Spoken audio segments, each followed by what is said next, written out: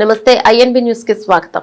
AP జెన్జీవార్ ఆధ్వర్యంలో DSC అక్రమాలపై సమగ్ర పారదర్శక సిబిఐ విచారణ చేపట్టాలని డిమాండ్ చేస్తూ వైఎస్ఆర్సీపీ యోజన విభాగం మరియు పార్టీ నాయకులు కార్యకర్తలతో కలిసి పలమనేరు మాజీ ఎమ్మెల్యే వెంకటగౌడ పలమనేరు గుండిభావి వద్ద నుండి మార్కెట్ యార్డు వైఎస్ఆర్ విగ్రహం వద్దకు భారీ ర్యాలీగా చేరుకుని స్వర్గీయ వైఎస్ గారికి నివాళులు అర్పించడం జరిగింది. డీఎస్సీ అక్రమాలపై ప్రశ్నిస్తున్న ప్రభుత్వం నోరు మెదపడం లేదని, విద్యాశాఖ మంత్రి నారా లోకేష్ ఇప్పటికీ సమాధానం చెప్పకుండా తప్పించుకుంటున్నారని, స్పోర్ట్స్ కోటా పేరుతో నిబంధనలు తుంగల తొక్కి ఉద్యోగాల అమ్మకాలకు పాల్పడి జీవాలతో అభ్యర్థులను మోసం చేశారు. నిజమైన క్రీడాకారులు అన్యాయం చేసి నకిలీ సర్టిఫికేట్లతో వచ్చిన వారికి ఉద్యోగాలు కట్టబెట్టారు. మంత్రి నారా లోకేష్ కు నైతిక బాధ్యత ఉంటే వెంటనే తన పదవికి రాజీనామా చేసి సిబిఐ విచారణను ఎదుర్కోవాలి. అర్హులైన అభ్యర్థులకు రాజీనామా జరిగిన అన్యాయాన్ని సరిదిద్ది అలాగే డీఎస్సీ అక్రమాలకు బాధ్యులైన వారిపై కఠిన చర్యలను తీసుకోవాలని వెంకటగౌడ డిమాండ్ చేశారు.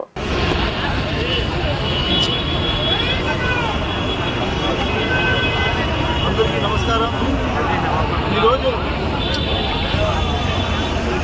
వైఎస్ జగన్మోహన్ రెడ్డి గారు మేరకు రాష్ట్ర వ్యాప్తంగా ఏదైతే ర్యాలీ నిర్వహించామో అందులో భాగంగా ఈరోజు ఇచ్చేసినటువంటి ప్రతి ఒక్కరికి పేరు పేరున ధన్యవాదాలు తెలియజేస్తూ,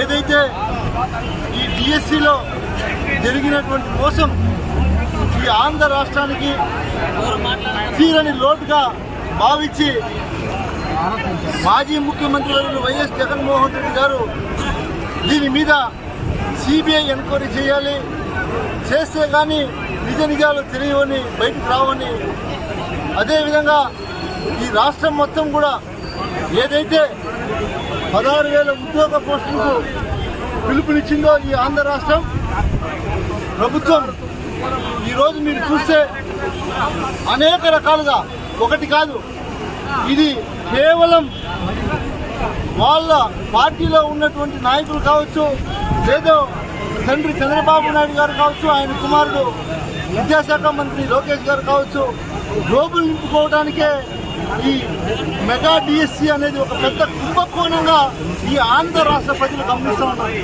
ఎందుకంటే అనేక అనుమానాలకు తావిస్తూ ఉంది ఈ డిఎస్సి. ఎవరైతే ప్రాపర్గా ఈ డిఎస్సిలో ప్రధానంగా అధికారులు చేయాల్సినటువంటి పని ఏదైతే ఉందో అది ఒక అవుట్సోర్స్ ఉద్యోగి నవీన్ అనే అతనికి అప్పచెప్పటం, అతనే పూర్తి బాధ్యతలు తీసుకోవడం, అతనికే స్టేట్ ఫస్ట్ ర్యాంక్ రావటం, ఇవన్నీ చూస్తూ ఉంటే దీని వెనక పెద్ద కుంభకోణం జరిగిందనే విషయం తెర మీదకి వచ్చింది.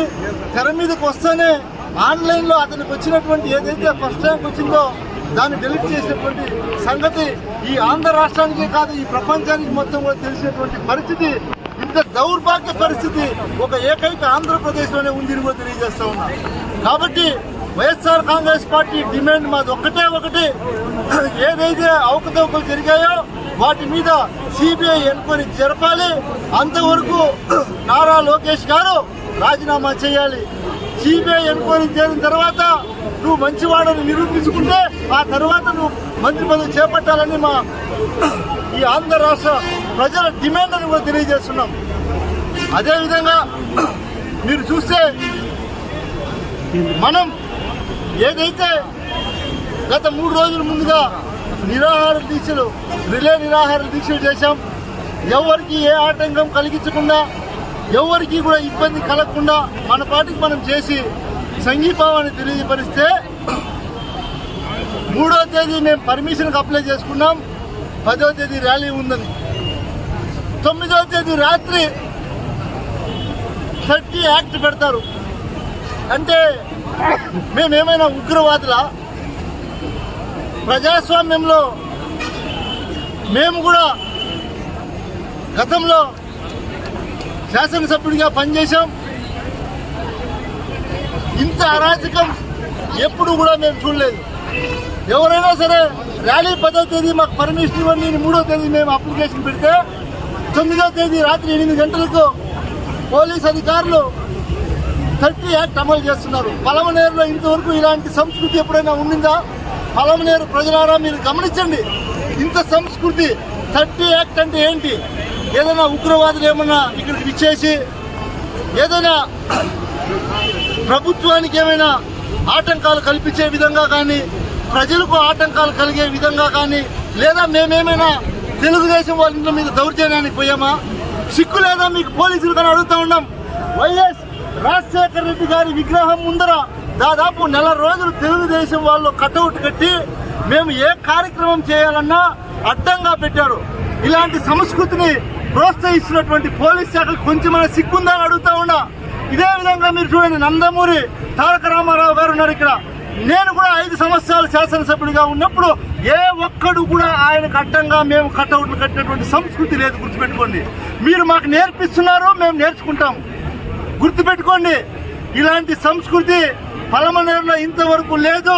మా వాళ్లకు మీరు నేర్పిస్తున్నారు ఇలాంటి సంస్కృతి. ఖచ్చితంగా దగ్గరలోనే ఉంది, అయిపోయింది, మీ టైం అయిపోయింది. ఆంధ్ర రాష్ట్రం మొత్తం మీరు గిరగిరా అని తిరిగి పాతాళానికి వెళ్ళే సమయం ఆసన్నమైంది. గుర్తుపెట్టుకోండి. ఎందుకంటే మీరు ప్రజల్లో మీ పార్టీ అధికారంలోకి వచ్చిన తర్వాత మీరు ప్రజలకు ఇచ్చినటువంటి మాటలన్నీ గాలి కొదిలేసి, అబ్బా కొడుకు కావచ్చు, కూటమి నాయకులు కావచ్చు, గాలి కొదిలేసి మీరు పేద బడుగు బలహీన వర్గాలకు అందించినటువంటి ఘనత జగన్మోహన్ రెడ్డి గారిది. ఇంటింటికి కూడా ఆ రోజు వెళ్లి పథకాలు అందించినటువంటి సమయంలో కరోనా కూడా 2 సంవత్సరాలు ఉండింది. కరోనా ఉన్న సమయంలో కూడా పథకాలు ఆగకుండా జగన్మోహన్ రెడ్డి గారు ఇంటికి అందించినటువంటి ఘనత.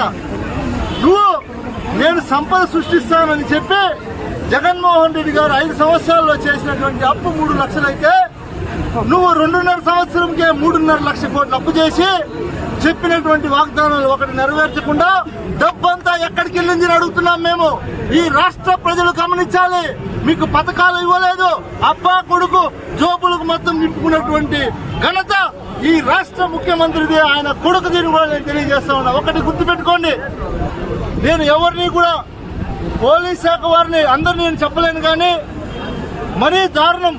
మీరు ప్రవర్తిస్తున్నటువంటి తీరు మారకపోతే రాబోయే రోజుల్లో మీరు ఖచ్చితంగా చాలా ఇబ్బంది పడాల్సి వస్తుంది సార్. గుర్తుపెట్టుకోండి సార్ అని కూడా నేను తెలియజేస్తా ఉన్నాను. ఎందుకంటే ఇవన్నీ మాకు తెలియదు. గతంలో 5 సంవత్సరాలు మా ముఖ్యమంత్రి మాకు ఇలాంటివి నేర్పించలేదు. మాకు ఇప్పుడు మేము ప్రతిపక్షంలో ఉంటే మేము ఎలా చేయాలి అని మీరు నేర్పిస్తున్నారు. ఇప్పుడు మేము నేర్చుకుంటే తర్వాత మీ పరిస్థితి ఏంటి కూడా మీరు గుర్తుపెట్టుకోండి కూడా మీకు తెలియజేస్తూ, ఇక్కడికి విచ్చేసినటువంటి అక్క చెల్లెమ్మలకు, జెడ్పీటీసీలకు, ఎంపీటీసీలకు, ఎంపీపీలకు, వైఎస్ఆర్ కుటుంబ సభ్యులకు, కౌన్సిలర్లకు, చైర్మన్లకు, విధి విధానం అందరికీ ఇక్కడికి విచ్చేసినటువంటి ప్రతి ఒక్కరికి కూడా పేరు పేరున ధన్యవాదాలు తెలియజేస్తాను.